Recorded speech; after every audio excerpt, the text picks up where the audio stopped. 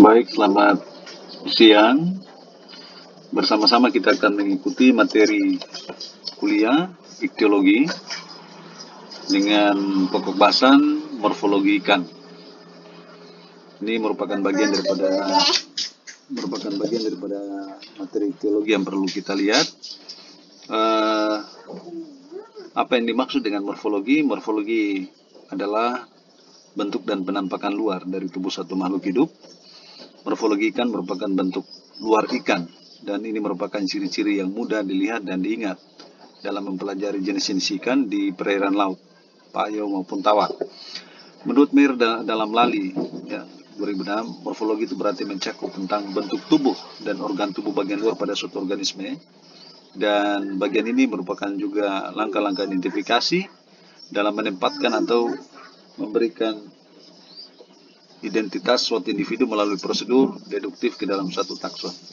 Kita bisa melihat di sini ikan terbagi menjadi 3 bagian, yaitu bagian kepala atau head, kemudian bagian badan terang, dan bagian ekor atau tail. Bentuk tubuh ikan sesuai dengan gambar ini ada 8 bentuk. Yang pertama adalah fusiform atau bentuk torpedo berbentuk cerutu. Ya, ini umumnya pada ikan-ikan pelagis cakalang atau tenggiri atau tuna. Kemudian kompres pipih, ini bagian B. Ini kebanyakan ada pada ikan-ikan karang, ya, kerapu, ikan kakap. Depres picak, itu bentuk tubuh yang gepeng ke bawah pada bagian C. Ini pada ikan pari. Kemudian anguilliform, memanjang atau bentuk ular, ini pada belut, ya. Kemudian filiform atau bentuk tali pada E. Kemudian yang berikutnya adalah tiniform atau bentuk pita, ya, bentuk pita seperti ini. Kemudian sagittiform, bentuk panah, ini pada ikan julung, Hemirampus sp, dan juga bentuk globiform atau berbentuk bola. Selanjutnya pada bentuk mulut ikan terdiri dari 4 bagian, yaitu bentuk tabung, ini pada seahorse atau kuda laut. Kemudian bentuk trompet, ya, ini pada ikan trompet. Kemudian bentuk paruh, ini biasanya ada pada ikan kakatua atau juga ikan Hemirampus, ya, dalam hal ini julung. Kemudian bentuk gergaji atau saulaik, biasanya juga pada ikan hiu gergaji. Ya, nah, kita bisa melihat di sini bentuk mulut tabung seperti pada Cophis Acanthastracion quadricornis. Kemudian seahorse atau kuda laut ini Hippocampus heptagonus. Bentuk mulut trompet ini pada trompet fish atau Aulostomus maculatus. Bentuk mulut paruh, ya, dan bentuk gergaji pada Sawfish British-Microdon. Posisi mulut pada ikan terdiri dari beberapa bagian. Yang pertama ada terminal. Terminal ini artinya bahwa rahang bawah dan rahang atas sejajar, ya, seperti gambar ini. Kemudian subterminal. Subterminal ini ada 2 bagian. Yang pertama subterminal di mana rahang bawah lebih kecil dari rahang atas, dan subterminal yang ini di mana rahang atasnya panjang sekali. Rahang atasnya panjang sekali sehingga kelihatan. Kemudian superior. Superior ini rahang bawah lebih panjang daripada rahang atas, ya. Dan inferior seperti ini, kita bisa melihat inferior dengan mode atau bentuk mulut yang berbentuk sudut di bagian atas, yang artinya rahang bawahnya terletak di bagian bawah ini pada ikan yang bermulut paruh.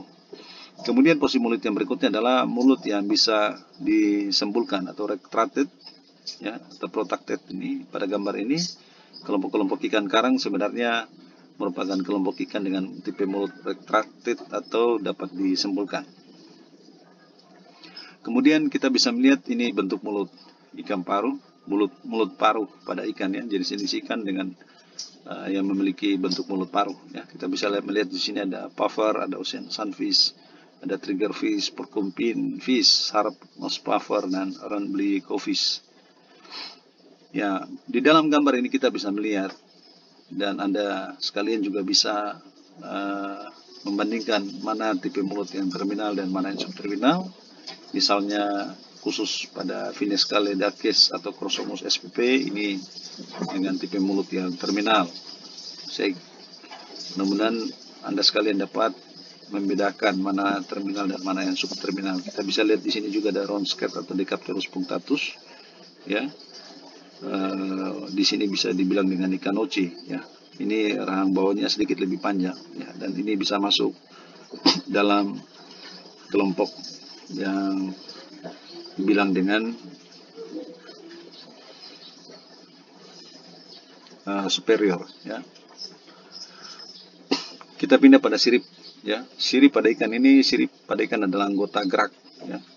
Jadi ikan dapat bergerak karena pada posisi yang diinginkan, ya, karena adanya sirip-sirip tersebut. Sirip ikan terdiri atas ada jari-jari keras dan jari-jari lemah. Itu nanti kita lihat pada gambar selanjutnya. Di sini kita bisa melihat ada beberapa tipe atau bentuk daripada ekor. Yang pertama bentuk membundar, rounded, ya, kemudian tegak atau truncate, meruncing, atau pointed, kemudian baji. Ini shape, ya, kemudian lekuk tunggal atau emerginate, kemudian berlekuk ganda atau double emerginate, kemudian cagak, ya, bercagak atau forked, ya, forked, kemudian sabit atau lunate.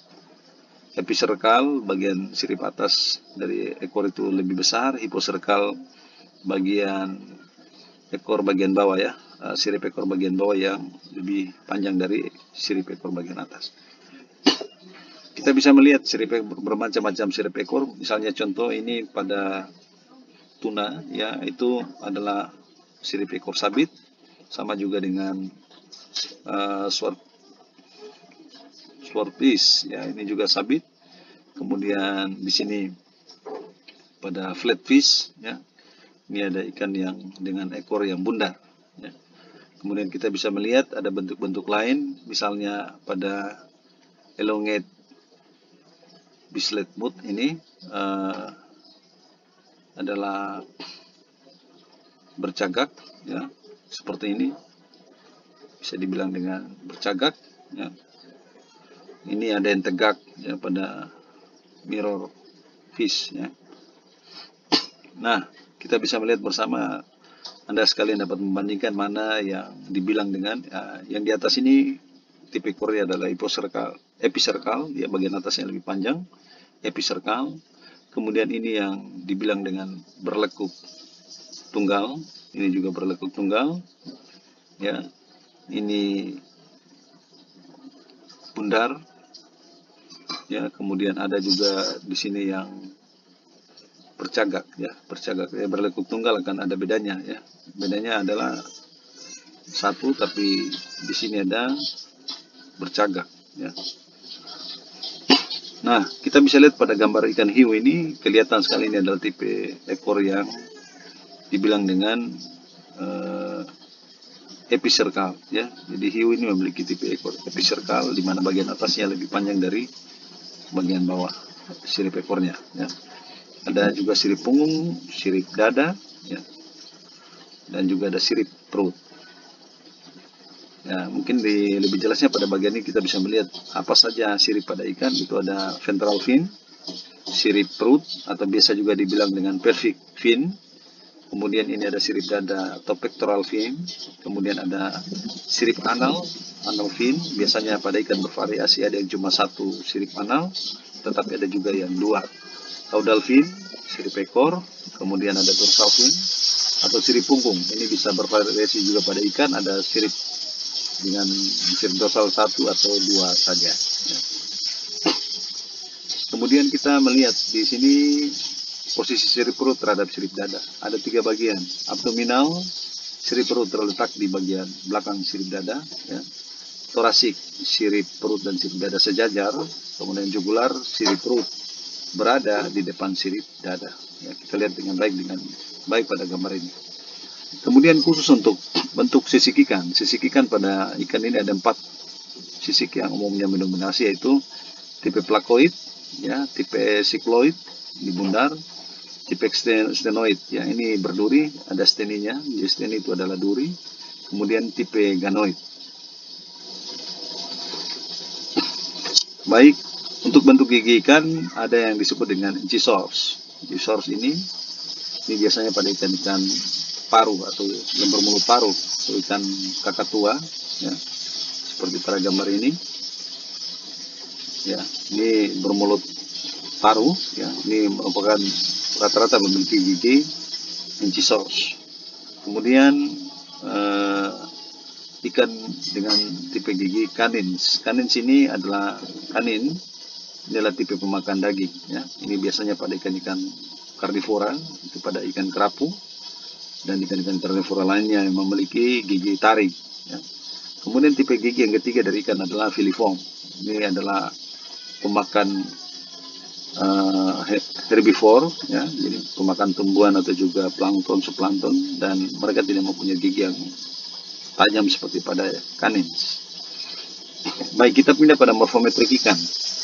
Morfometrik ikan ini berhubungan dengan pengukuran. Ya. Biasanya untuk melakukan identifikasi pada ikan perlu dilakukan pengukuran, sehingga kita bisa melihat bersama untuk panjang total itu berarti dari depan mulut sampai di belakang ekor. Itu disebut dengan total length atau panjang total. Kemudian panjang standar itu dari ujung mulut sampai dengan lekukan ekor, ya. Jadi fourth lane ini dari sini kita lihat garisnya. Ini adalah panjang garpu atau panjang cagak. Kemudian panjang standar itu dari mulut sampai dengan batang ekor, ya. Kita lihat pada garis di bawah ini. Jadi panjang standar itu dapat diukur pada bagian batasan antara batang ekor dengan sirip ekor. Kemudian ada head length, panjang kepala itu dari ujung mulut sampai dengan di belakang operculum, ya. Ada bagian preorbital itu dari mulut sampai depan mata, dan postorbital itu bagian belakang mata sampai dengan operculum. Kemudian depth of body atau tinggi badan, ya. Tinggi badan. Kemudian ini ada length of caudal, ini panjang batang ekor, ya. Ada length of pectoral, panjang daripada sirip dada. Anal fin base, ini adalah panjang juga daripada sirip anal. Bagian-bagian ini umumnya dilakukan pengukuran karena setiap ikan memiliki ukuran-ukuran yang berbeda. Akan panjang daripada setiap ukuran akan pasti berbeda untuk setiap ikannya. Ya, pada umumnya features atau penampakan morfologi eksternal yang dilihat adalah seperti ini. Ya, jadi ada nostril pada bagian hidung, lubang hidung. Premaxilla ini bagian rang atas, bibir berang atas. Maxilla itu adalah merupakan katup antara rang atas dan rang bawah. Chin ini ada berhubungan dengan titik atau berada di barang bawah, atau disebut dengan lower jaw. Kemudian suborbital plate ini berada di bawah mata, ya. Ada interperkel ini adalah bagian di bawah preoperculum. Kemudian ini branchiotegal, ini tulang keras. Biasanya kalau kita bedah ikan di bagian bawah ini akan ada tulang keras yang membatasi antara bagian ini dengan penutup pinsang, ya, branchiotegal rays. Kemudian operculum, ini ada penutup pinsang, ya. Kemudian ada suboperculum, ada lapisan juga yang kedua di bawah operculum. Oke, baik. Kemudian di sini juga ada opercular membran atau lapisan yang membatasi antara operculum dan sirip dada. Kemudian ada pelvic fin atau ventral fin atau juga disebut dengan sirip perut.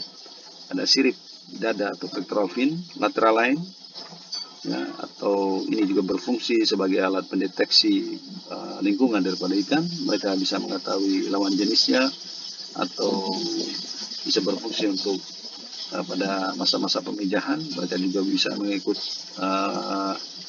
memprediksi atau mengukur perubahan-perubahan suhu lingkungannya, kadar garam, dan ini menjadi salah satu indera yang luar biasa pada ikan untuk mendeteksi kondisi lingkungan. Kemudian bagian dorsal kita lihat ini ada sirip dorsal pertama dan sirip dorsal kedua. Bagian di sini ada anal fin atau sirip anal, ada batang ekor atau caudal pendekal, dan ini caudal fin atau sirip ekor. Ada lower lobe untuk sirip bagian bawah dan upper lobe sirip bagian atas. Baik, pada bagian ini kita melihat gambar daripada insang, tapi nanti bagian ini akan saya bahas pada anatomi tubuh. Yang kita bahas adalah pada bagian gambar 14, figur 14 dan figur 15 ini, gambar 14 dan gambar 15. Yang pertama bahwa pada ikan untuk khusus sirip dorsal, pertama dan kedua seperti gambar ini. Sirip dorsal ini umumnya terdapat jari-jari keras atau tulang sejati, dan di sini tulang-tulang keras seperti ini ya, atau disebut dengan spine. Spine itu tulang keras, spine. Kemudian ada tulang rawan atau soft face ya pada sirip kedua biasanya. Kemudian adipose fin, kita bisa melihat di gambar 15 ini ada sirip tambahan, ciri khusus pada ikan ya. Jadi adipose fin dan finlet ini merupakan ciri khusus pada ikan. Adipose ini adalah sirip tambahan. Kemudian ada finlet. Finlet ini sirip tambahan juga pada ikan yang kita biasanya lihat pada ikan-ikan pelagis, cakalang, tenggiri, ikan-ikan tuna, karena finlet ini membantu pergerakannya, karena kita tahu bersama bahwa ikan pelagis adalah ikan-ikan berenang cepat. Baik, demikian materi ini saya sampaikan, merupakan penjelasan daripada materi yang telah dibagi duluan dalam bentuk tulisan, dan diharapkan materi ini dapat melengkapi ini sehingga rekan-rekan mahasiswa dapat mengerti dan memahami morfologi ikan secara mendalam. Pada bagian selanjutnya saya akan masuk lagi dengan materi anatomi tubuh ikan. Terima kasih.